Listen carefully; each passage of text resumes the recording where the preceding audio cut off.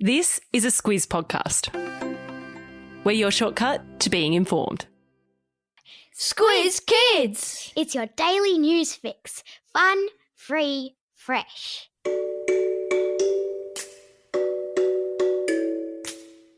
Hello and welcome to Squiz Kids, your fresh take on what's happening in the world around you. I'm Bryce Corbett. It's Wednesday, February 24. In Squiz Kids today, Facebook backs down. Cool videos direct from Mars. When a Tassie Tiger is a wallaby. And Japan's totally nude festival. That's what's making news, kids style. The Lowdown. Remember last week we talked about Facebook removing news content from its platform for Aussie users? And how it was all part of a fight that the social media company found itself in with the Australian government about not wanting to pay money to Aussie media companies that do journalism?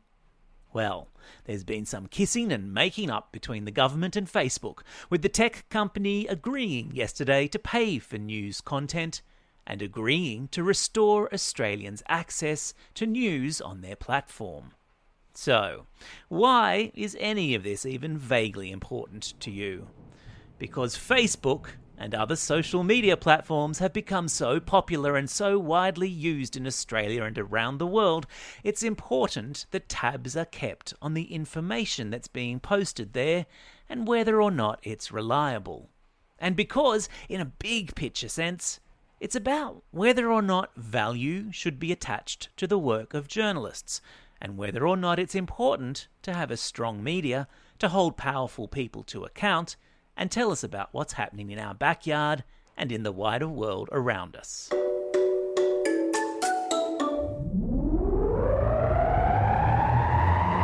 Spin the globe. Each day we give the world globe a spin and find a news story from wherever it stops. And today we've landed in Japan, where a naked festival has gone ahead despite the pandemic. Wait a minute, a what festival? A naked festival, people, where attendees strip down to their birthday suits and, in this case, crowd into a temple, splash around in a pool, and offer up a prayer for a good harvest and prosperity for the year ahead. The festival is a tradition that goes back 500 years, and while normally it would see a temple crammed with naked folk, this year, as a nod to the COVID pandemic, organisers are restricting the number of people allowed to attend, which sounds altogether much more hygienic. Because in these uncertain times, social distancing needs to be observed, no matter how few clothes you have on. And don't panic, they're not completely nude. Participants wear a loincloth as underwear, and a pair of white socks, which sounds entirely fashionable.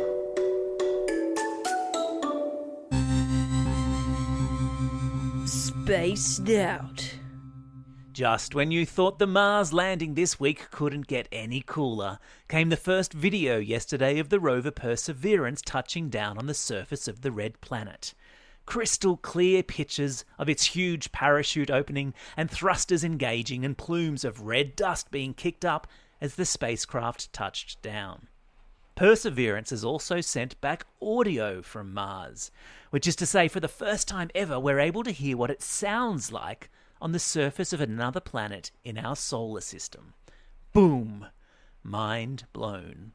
And what about this? If you were worried Perseverance was going to get lonely up there all alone, fear not. China's Mars probe has arrived and is in orbit around the planet. Sometime in the next couple of months, it is expected to attempt to land its own rover on Mars. Gosh, hope they don't run into each other. A rover bingle on Mars. Now that would be a first. There are links to the Perseverance touchdown videos in today's episode notes. Get involved. Animal Kingdom. For a brief moment yesterday, there was hope that the Tasmanian tiger, a creature that's been extinct for almost 90 years, had made a spectacular reappearance. In a video posted to social media, a Tassie Tiger enthusiast in the Apple Isle suggested he had photographic evidence of a living baby thylacine, which is the scientific name for the Tasmanian tiger. But almost as quickly as his excited claims of a major scientific breakthrough spread across the internet, they were shot down by a Tasmanian museum expert who said the photo was actually of a wallaby. Oh. It's estimated there were around 5,000 thylacines in Tasmania when European settlers arrived, but a combination of introduced animals, destruction of forests, and hunting quickly pushed them to extinction. But that doesn't stop an eager band of Tasmanian tiger enthusiasts from searching high and low across the Apple Isle to find evidence that they're still alive. There's a link in today's episode notes to photos of the thylacine and a helpful explanation of how it came to be extinct. Rosie's recipes. Every second Wednesday, we stick our head into the Squiz Kids kitchen to see what Rosie's been whipping up. And this week, she's been baking Grace's Easy Choc Chip Cookies.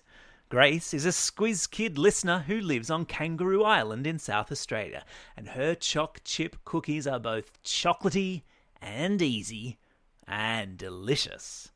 The recipe and photos are all on the Squiz Kids website.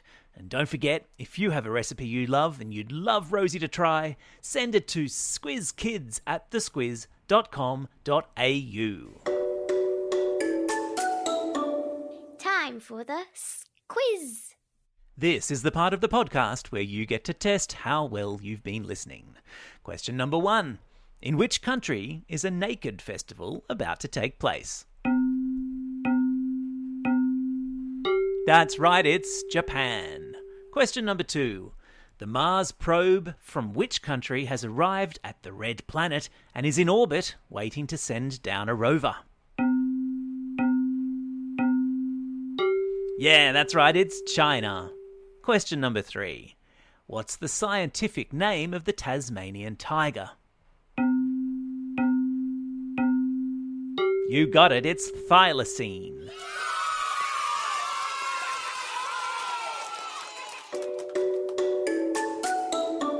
Shout-outs.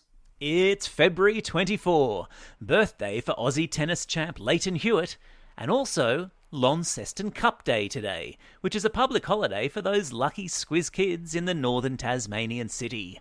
Enjoy! It's also a special day for these Squiz kids celebrating a birthday today. Olivia from North Rocks, Zoe from Sandhurst, Liam from Sprayton, Rory from South Australia, Cohen from Parkwood, and Annie and Abby from Canberra.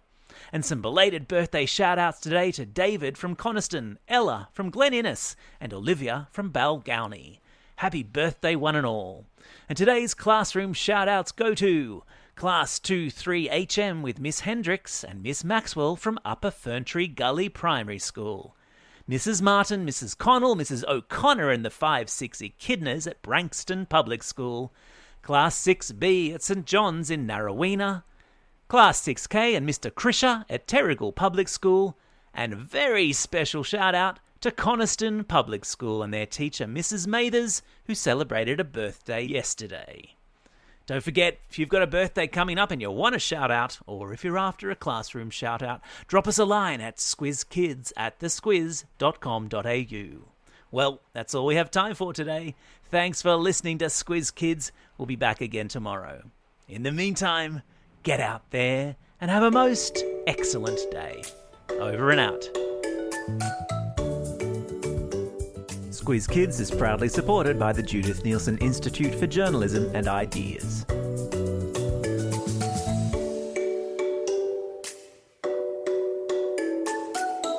Squiz Kids! It's your daily news fix. Fun, free, fresh.